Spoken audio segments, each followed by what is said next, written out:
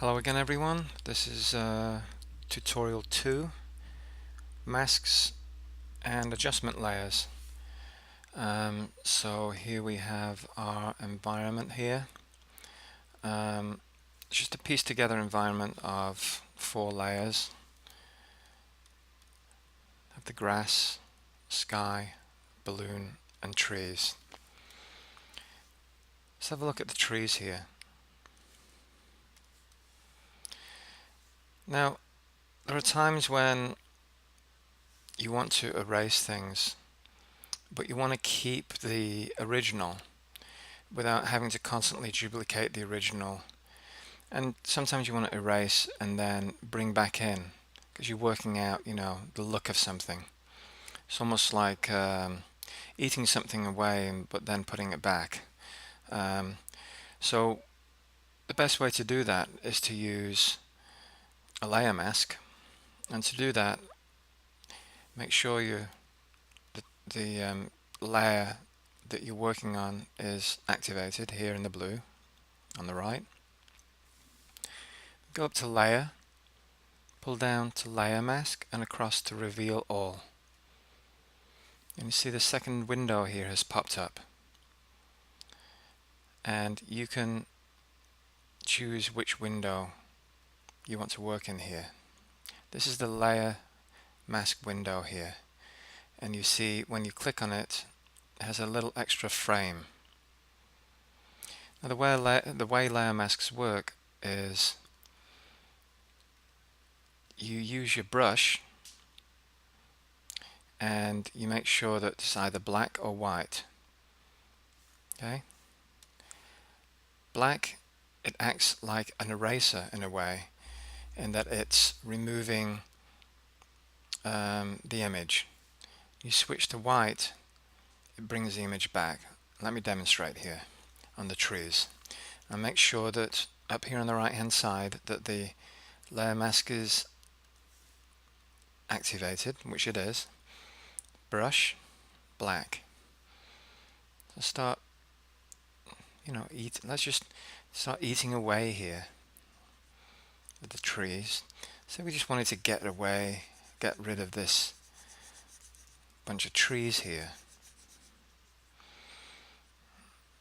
And we're like, okay, I like this little tree over on the right here. I'm going to keep it. And it's kind of eating away here. And you like that.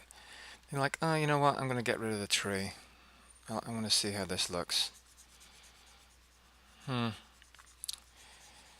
Yeah, probably I don't particularly like that. I want to bring that little tree back. And as you look here on the right hand side in the layer mask, there's your black. This is you're eating away here, and it shows right here in the window. So if you want to bring some of that stuff back, you switch over to white in the brush, still activated in the layer mask, and you start bringing it back. It's never gone away, it's always been there. It's just using a mask to cover it up. Now what we're doing is we're actually eating away at the mask. There's our trees back.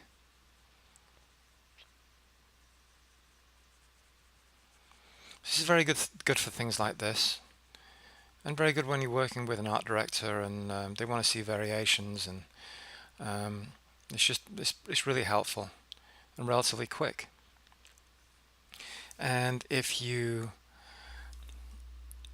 control click on the layer mask on the right hand side here, you can disable it. See, our trees came back. Click on it again, you can re-enable, or you can delete the layer mask so it never existed. So that's one way of pretty common way of using a layer mask. So let's now look at clipping masks, which I like very much. So what I'll do here is I'll just add a layer above the trees. If you go down here in this little button here next to the trash can, And click on that button, adds another layer. You can also obviously go up here and pull down to new layer and across, and that will also give you a layer. But to be quick, you can use this one here. So then now we've got this new layer above our trees. We're still working on our trees. We go up to layer here and we pull down create clipping mask. And you can see on the right here how now our window has moved over and we've got a little arrow down, and it's saying this clipping mask is for this layer. Well, what do you do with a clipping mask? Well, you can do lots of things. One of the things you can do is, what a clipping mask does is isolated this image here. So for example, if I wanted to, for no apparent reason, I'm just demonstrating this to you here. If you wanted to airbrush this, red,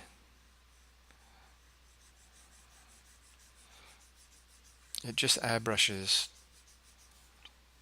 the trees because it's clipping the trees. You can turn it off, and you can also make it transparent, change the opacity, and you can mess around with the blends here.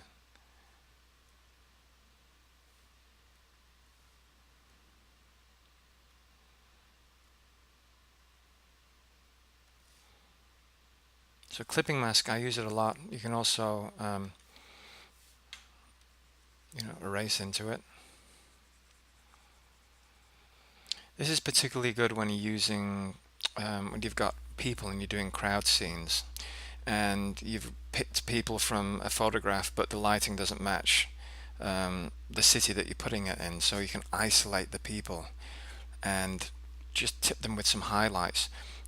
If I have if this clipping mask, if I didn't use a clipping mask, for example, and I just try to airbrush here, obviously it's going to go outside the area.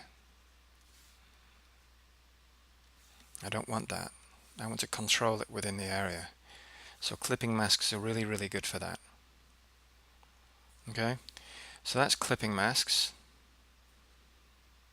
Let's get rid of that. Next thing is adjustment layers. Adjustment layers are great. Now, for example, we're still on our trees here. Say that we're wanting to change, let's say the color balance. And we're just messing around with the color here, warming it up for whatever reason, and just check. Maybe you're trying something out from another land, a fantasy land or another planet, and you're just messing around with the colors. And yeah, you can do this. This is one way of doing it. But the problem with this is it's infected now this layer. And if you don't like it, it's just, if you've done a few different, if you've done a few steps here, you have to keep undoing. All right. So best way to do it is to use this as your master for your trees. And it's almost like a periphery tool. So you add an adjustment layer here, go to layer, new adjustment layer, across, down to color balance. Hit OK. And right above there is your adjustment layer. Now this adjustment layer, if I messed around with this, it's going to alter everything.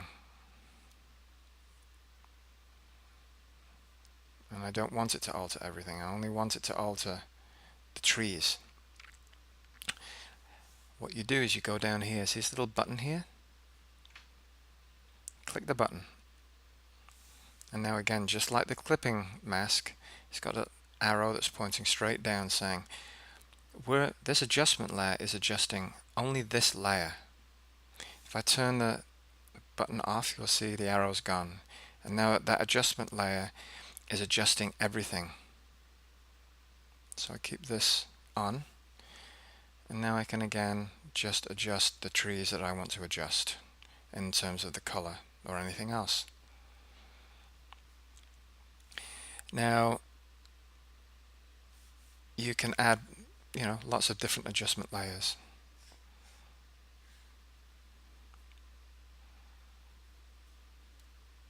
Curves.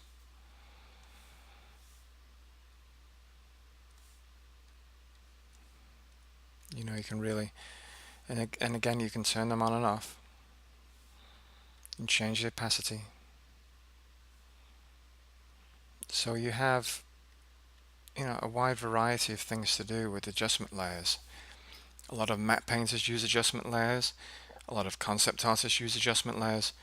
They're just a way to always preserve your master of whatever you're working on, without infecting it directly. And you can always turn these off and, of course, always erase them. You can erase them by either hitting the backspace or just, activating them and hitting the trash can here, or just literally pulling them into the trash can.